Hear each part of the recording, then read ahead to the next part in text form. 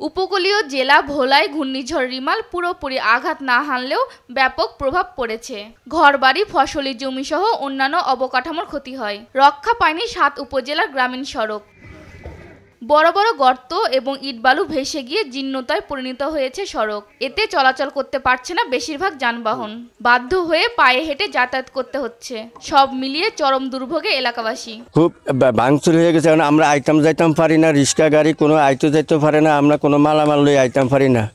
আমরা খুব কষ্ট কালাসে আছি, যানবাহন তো চলেই না এবং রাস্তায় স্কুলে বাচ্চা কাচ্চা যা আসার জন্য মনে করেন যে অনেকটা রিক্স হয়ে যায়। একটা অসুস্থ রোগী ভোলা যায় তো কষ্ট হচ্ছে, ডাক্তারের দ্বারা যাইতারে না, গাড়ি আইতারে না, হাঁটায় নিতে হয়, অনেক কষ্ট হয়। বাচ্চারা স্কুলে যাইতে পারে না, কোনো একটা গ্যাসের বোতল এবং এক বস্তা চাউল আনুন না পথ নেই আমাকে।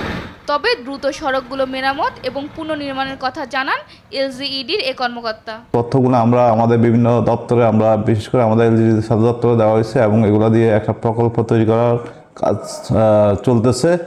এটা আমরা আশা করি খুব দ্রুত সময়ের মধ্যে এটা প্রকল্প গ্রহণ করা হলে আমরা এই ক্ষতিগ্রস্ত রাস্তাগুলো মেরামত করার উদ্যোগ গ্রহণ করতে পারব। রিমালের জেলার ৭ উপজেলায় ১৯৮ কিলোমিটার পাকা এবং ৫৯ কিলোমিটার কাঁচা সড়ক ক্ষতিগ্রস্ত হয়েছে, যা টাকার অঙ্কে ১০৭ কোটি।